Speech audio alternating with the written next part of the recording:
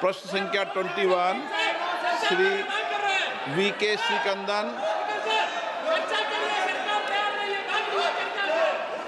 मंत्री जी को माननीय मंत्री जी, एक विवरण सभा पटल पर रख दिया गया। Question number 22 doctor D Ravi Kumar. Doctor D Ravi Kumar, माननीय गृह राज्य मंत्री जी, उत्तर सभा पटल पर रख दिया गया। क्वेश्चन नंबर 23 डॉक्टर कडियम काव्य। माननीय कृषि मंत्री जी। अध्यक्ष महोदय, एक विवरण सभा पटल पर रख दिया गया है। Question number 24 Shri Satish Kumar Gautam. Question number 24 अध्यक्ष जी।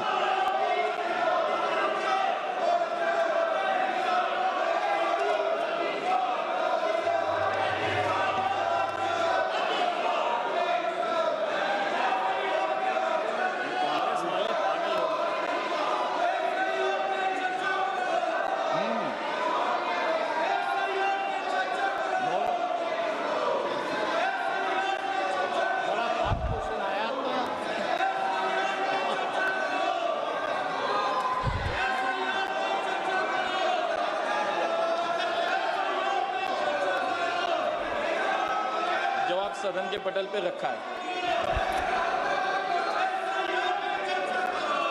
माननीय अध्यक्ष जी, मैं आपके माध्यम से माननीय मंत्री जी से पूछना चाहता हूं, वर्तमान में उत्तर प्रदेश सरकार में सहकारिता क्षेत्र में मजबूत करने के लिए अनेक कदम उठाए गए हैं, जा रहे हैं।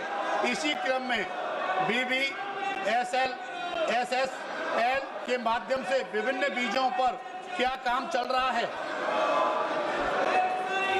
माननीय अध्यक्ष महोदय, हम सबको पता है कि देश में तकरीबन 8 लाख सहकारी संस्थाएं हैं और देश में उससे सीधे 30 करोड़ लोग सदस्य के तौर पर इस सहकारी संस्था से जुड़े हुए हैं। आज इस देश की 50% से ज़्यादा जनसंख्या ही सहकारिता से जुड़ी हुई है और इसको ही ध्यान में रखते हुए हमारे माननीय प्रधानमंत्री जी ने सहकार से समृद्धि की परिकल्पना को साकार करने के लिए नया सहकारिता मंत्रालय का निर्माण किया और पिछले 4 साल से माननीय गृह मंत्री एवं सहकारिता मंत्री अमित भाई के नेतृत्व में सहकारिता क्षेत्र में बड़ी क्रांति हो रही है और रोजगार निर्मित और ग्रामीण अर्थव्यवस्था सक्षम करने के लिए, मजबूत करने के लिए बहुत सारे क्रांतिकारी निर्णय लिए जा रहे हैं। बहुत सारी पहले लाई गई है, जैसे कि हम सबको पता है कि सहकारिता का मुख्य जो घटक है वो है पैक्स और इसी पैक्स को सक्षम बनाने के लिए बहुत सारे कदम उठाए जा रहे हैं। उसमें 3 मल्टी स्टेट सोसाइटीज़ की स्थापना की गई, जिसमें कृषि उत्पाद के निर्यात को प्रोत्साहन देने के लिए NCL, जैविक उत्पादन को बढ़ावा देने के लिए NCOL और इसी के साथ स्वदेशी बीज बैंक बनाने के लिए और पारंपरिक मीठे बीजों का संवर्धन और प्रसार के लिए BBSSL की स्थापना की गई। इसी प्रकार हमारे जो सदस्य उन्होंने ये सवाल पूछा है BBSSL के संदर्भ में कि उत्तर प्रदेश में आज BBSSL की क्या स्थिति है, तो मैं आपके माध्यम से उनको बताना चाहता हूँ कि आज उत्तर प्रदेश में लगभग 4200 सहकारी समितियाँ जो BBSSL की अभी सदस्य बनी है। उत्तर प्रदेश की विभिन्न जिलों में अनेक फसलों का बीज उत्पादन किया जा रहा है। उत्तर प्रदेश प्रादेशिक सहकारी फेडरेशन के साथ अन्य सदस्य सहकारी समितियों के माध्यम से उच्च गुणवत्ता वाले भारतीय बीज ब्रांड नाम से बीजों का व्यवसाय किया जा रहा है। इसके अलावा कई सहकारी समितियां उनके माध्यम से BBSSL उत्तर प्रदेश कृषि विभाग द्वारा प्राप्त डिमांड के हिसाब से बीजों का वितरण सीधे किसानों को कर रही है। इसी के साथ मूंगफली हो, गेहूं हो, मसूर हो, चना की फसलों का बीज भी राज्यों में उपलब्ध किया जा रहा है। अध्यक्ष जी, आज देश में BBSL की कार्य पद्धति क्या है? पिछले 3 साल में संस्था ने क्या प्रगति की है और आगे आने वाले समय के लिए क्या लक्ष्य तय किया गया है? माननीय अध्यक्ष महोदय, आज पूरे देश में हमारा मंत्रालय भारत सरकार BBSSL के प्रचार और प्रसार के लिए कार्य कर रहा है। सभी राज्यों के सरकार को साथ लेकर हम इसको आगे लेके बढ़ रहे हैं। अब तक देश में 34 राज्यों और केंद्र शासित प्रदेशों ने कुल 33,750 सहकारी समितियां BBSSL की सदस्य बनी है। BBSSL ने भारत बीज के नाम से आज तक लगभग 154 करोड़ के रुपए के बीज बेचे हैं। 18 राज्यों ने BBSSL के साथ काम करने के लिए नोडल एजेंसी को नामित भी किया है, जिनमें से 8 राज्यों के साथ अभी MOU पे हस्ताक्षर भी किए गए हैं। अब तक BBSSL ने 13 राज्यों में बीज लाइसेंस प्राप्त कर लिया है। हमारा ये लक्ष्य है कि वर्ष 2035 तक BBSSL ये विश्व की सबसे बड़ी 5 बीज उत्पादक कंपनियों से में एक बने और लगभग 25,000 करोड़ रुपए का कारोबार करने का आज हमने लक्ष्य रखा है। आज देश में अब तक 34 राज्यों केंद्र शासित में कुल 33,700 समितियां सदस्य बनी है। मुझे लगता है कि इसके माध्यम से सहकारिता आंदोलन को सक्षम बनाने का कार्य BBSSL के माध्यम से भी करने का हमारा प्रयास है।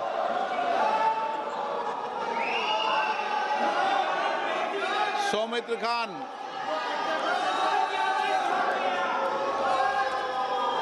नमस्कार सर। क्वेश्चन नंबर आपका 25। माननीय मंत्री जी, उत्तर सभा पटल पर रखा गया है महोदय। माननीय सदस्य। Thank you sir. आज के आमिও ধন্য যে বাঁকুড়া ডিস্ট্রিক্ট মৎস্য উৎপাদন কেন্দ্রে ওই রামসাগরে যেটা আছে সেটার একজন আমিও ওই পরিবারের অংশ এবং ওই ওখানে থাকি। তো আমার কোশ্চেন হলো, পশ্চিমবাংলায় এই 5 বছরে 545 কোটি টাকা আপনার স্যাংশন হয়েছে, কিন্তু তার মধ্যে এই তৃণমূল সরকার খরচ করছে মাত্র 51 কোটি টাকা। যে টাকা খরচ হয়নি সেই টাকা কি ডাইরেক্ট আপনার মৎস্য দপ্তরের ডিপার্টমেন্ট এবং মৎস্য দপ্তরের যে সংগঠনগুলো আছে, যে সমবায়গুলো আছে, সেগুলো কি সোজাসুজিভাবে সেন্ট্রাল গভর্নমেন্ট থেকে ওদেরকে ডাইরেক্ট পেমেন্ট করা যাবে? এবং এই যে রাজ্য সরকার খরচ করতে পারছে না, কারণ রাজ্য সরকার এখানে প্রতিদিন নাটক করে, রাজ্য সরকার এখানে খরচ করতে পারছে না, তার জন্য এই সমবায় গোষ্ঠীগুলোকে ডাইরেক্ট পেমেন্ট দেওয়া কোনো অপশন আছে কিনা, সেটা আমি মন্ত্রী মহোদয়ের কাছে আমার জিজ্ঞাসা।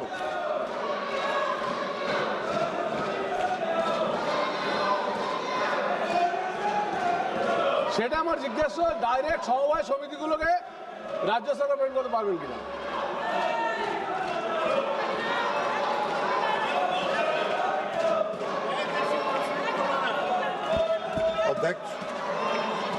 अध्यक्ष महोदय, माननीय सदस्य का जो प्रश्न है वो बहुत ही माकूल है, इसलिए कि हमारे देश के प्रधानमंत्री आदरणीय नरेंद्र मोदी की यह धारणा है कि हमको अगर विकसित भारत बनाना है तो सभी राज्यों का और सभी क्षेत्र में समान रूप से विकास हो, और जब तक सभी राज्य विकसित नहीं होंगे, हर क्षेत्र विकसित नहीं होगा, तब तक हम विकसित भारत की कल्पना नहीं कर सकते। और इसी उद्देश्य को ध्यान में रख के आदरणीय प्रधानमंत्री नरेंद्र मोदी जी इस योजना को मत्स्य पालन के क्षेत्र में जो उन्होंने प्रधानमंत्री मत्स्य संपदा योजना प्रारंभ किया, उसने पूरे देश में मछली के उत्पादन में एक क्रांति लाने का काम किया। लेकिन दुख की बात यह है कि पश्चिम बंगाल की सरकार ने इसमें कोई सहयोग नहीं किया।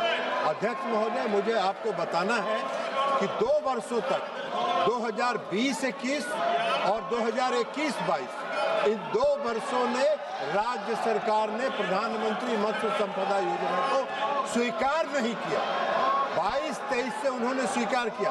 केंद्र सरकार ने पश्चिम बंगाल में जो प्रधानमंत्री मत्स्य संपदा योजना में खर्च का लक्ष्य रखा था 910 करोड़ रुपए, और उसके एवज में जब 22-23 से शुरू किया भाग लेना पश्चिम बंगाल सरकार ने, तो मात्र 221 करोड़ रुपए का ही प्रस्ताव वहां से प्राप्त हुआ, जिसमें आज तक जो राशि आवंटित की गई है केंद्रीय शेर की 221 करोड़ रुपए, उसमें मात्र 114 करोड़ रुपया अब तक जारी किया है 221 करोड़ में, और मात्र 58.51 करोड़ पश्चिम बंगाल की सरकार ने खर्च किया है। 22-23 से आज तक जो पश्चिम बंगाल की सरकार का खर्च का जो रेशियो है वो मात्र 51%। अब अगर राज्य सरकार सहयोग नहीं करेगी तो फिर केंद्र सरकार कहीं पर नहीं है। मैंने स्वयं पश्चिम बंगाल में जाके इसकी समीक्षा किया 2 अगस्त को इसी वर्ष, और बहुत ही कनीय रैंक के अधिकारी आए जिनको कुछ पता नहीं था। जब मैंने पता किया तो मालूम हुआ कि उच्च स्तर पर निर्णय हुआ कि भारत सरकार की किसी बैठक में सबसे निम्न स्तर का अधिकारी जाएगा। यह है राज्य सरकार का सोच। तो इस देश को विकसित करने का प्रधानमंत्री मोदी जी का जो लक्ष्य है, उसमें राज्य सरकार जहां सहयोग नहीं कर रही है वहां कठिनाई हो रही है। हमारी जो योजना है वो हम राज्य सरकार के माध्यम से खर्च करते हैं, सीधे तौर पर सहयोग समिति को हम नहीं देते हैं। उनके लिए FIDF है, फिशरी इंफ्रास्ट्रक्चर डेवलपमेंट फंड है, वो उसका उपयोग करके आगे बढ़ते हैं। माननीय सदस्यगण, मैं पुनः आपसे आग्रह कर रहा हूं, प्रश्नकाल महत्वपूर्ण है, आप सदन में भागीदारी निभाएं। माननीय सदस्यगण, मैं जिस तरीके का आचरण आपका देख रहा हूं संसद के अंदर, और कई माननीय संसद सदस्य संसद के बाहर जिस भाषा का प्रयोग संसद के लिए कर रहे हैं, वह न संसद के लिए हित के लिए न देश के हित लिए है। अगर उनके राजनीतिक दलों की यही परंपरा है तो देश देख रहा है संसद के अंदर विरोध असहमति लोकतंत्र में होती है, लेकिन मर्यादा बनाए, शालीनता बनाए, और हमारे प्रयास से संसद की मर्यादा गरिमा ऊंची हो।